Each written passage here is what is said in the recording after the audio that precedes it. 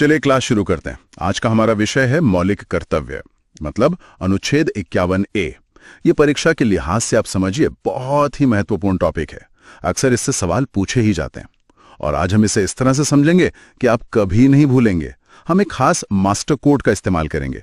इससे आपको सारे मतलब पूरे 11 के 11 कर्तव्य वो भी क्रम से याद हो जाएंगे। तो सबसे पहले ये समझना जरूरी है कि मौलिक कर्तव्य हमारे मूल संविधान का हिस्सा नहीं थे। सर एक मिनट, अगर ये मूल संविधान में थे ही नहीं तो इन्हें बाद में क्यों और मतलब कब जोड़ा गया? बहुत अच्छा सवाल है। बिल्कुल, इन्हें बाद में जोड़ा गया। शुरुआत में 42वें संविधान संशोधन से 10 कर्तव्य जोड़े गए थे और फिर काफी बाद में एक और कर्तव्य जोड़ा गया जिससे इनकी कुल संख्या 11 हो गई। इस पर हम विस्तार से बात करेंगे अभी। देखिए, परीक्षा में सबसे बड़ी चुनौती क्या होती है? सर इनका क्रम याद रखना, सीक्वेंस। बिल्कुल सही। आयोग अक्सर कर्तव्यों का क्रम पूछ लेता है और वहीं पर गलती हो जाती है। तो इसी चुनौती को हल करने के लिए हमारा मास्टर कोड है। हम इसे कहेंगे द AK ट्रिक। हम A से लेकर K तक हर अक्षर से एक कर्तव्य को जोड़कर याद करेंगे। A to K, ठीक है सर। स्क्रीन पर देखिए, ये रही हमारे मास्टर कुंजी।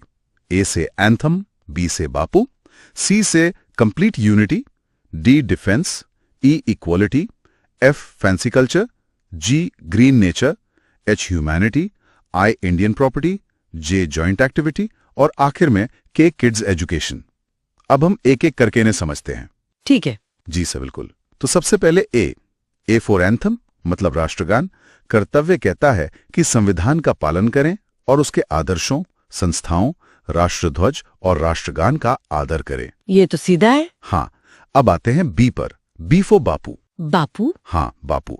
और बापू से हमें क्या याद आता है? हमारा राष्ट्रीय आंदोलन।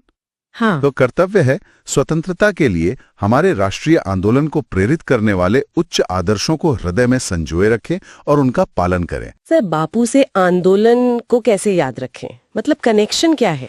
देखिए, बापू यानी महात्मा गांधी हमारे राष्ट्रीय आंदोलन के सबसे बड़े प्रेरणा स्रोत थे, है ना? जी सर। तो बस B फॉर बापू से हम आंदोलन वाले कर्तव्य को आसानी से याद रख सकते हैं।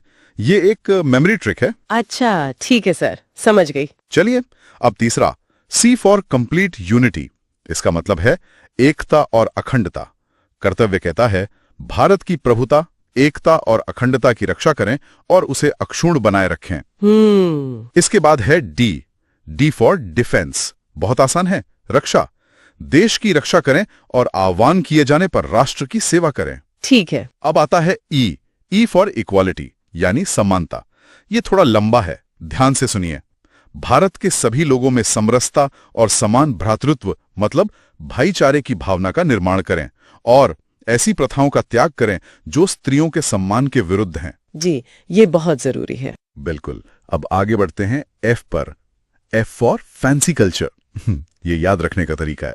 इसका असली मतलब है हमारी सामाजिक सांस्कृतिक गौरवशाली परंपरा। कर्तव्य कहता है कि हम उसका महत्व समझें और उसका परिरक्षण करें। फैंसी कल्चर, हाँ, इसे याद रहेगा।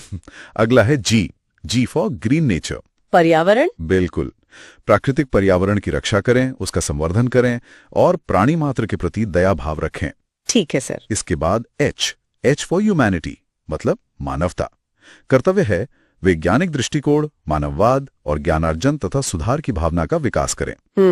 फिर आता है I फॉर इंडियन प्रॉपर्टी यानी सार्वजनिक संपत्ति। एकदम सही। सार्वजनिक संपत्ति को सुरक्षित रखें तथा हिंसा से दूर रहें। जी। अब 10वां J फॉर जॉइंट एक्टिविटी। इसका मतलब है सामूहिक गतिविधि।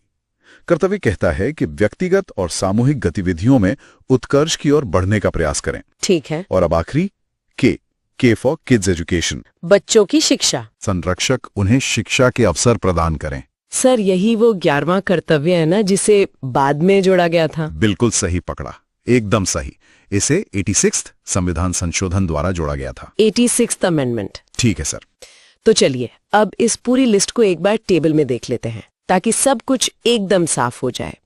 51A एंथम, B बापू, C complete unity, D defence, E equality, F fancy culture, G green nature, H humanity और I Indian property, J joint activity और K किड्स एजुकेशन। याद रहेगा? जी sir. ए के ट्रिक से अब ये बहुत आसान लग रहा है। बहुत बढ़िया। अब कुछ सबसे जरूरी बिंदु जो परीक्षा में सीधे पूछे जाते हैं उन्हें दोहरा लेते हैं। जी। पहला बिंदु, मौलिक कर्तव्य मूल संविधान का हिस्सा नहीं थे। नहीं थे, ठीक है। दूसरा, इन्हें 42nd संशोधन यानी 1976 में जोड़ा गया था और तब इनकी संख्या 10 थी। 10, ओके। और तीसरा बिंदु, 11वां कर्तव्य यानी शिक्षा वाला, वो 86 में संशोधन 2002 में जोड़ा गया। मतलब सर इसको ऐसे समझ सकते हैं कि मूल संविधान में 0 कर्तव्य थे। हाँ। फिर 1976 में 10 हो गए। सही। और 2002 के बाद कुल 11 हो गए। एकदम सही, परफेक्ट। अब आप इस टॉपिक के लिए पूरी तरह से तैयार हैं, तो इस मास्टर कोड के साथ अब अनुच्छेद 51A का कोड आप कह सकती हैं आपकी मुट्ठी में है। जी सर, बिल्कुल। मुझे पूरा विश्वास है कि अब आप इसे जिंदगी में कभी नहीं भूलेंगे और परीक्षा में इससे जुड़े 2 अंक जरूर पक्के करेंगे। धन्यवाद सर।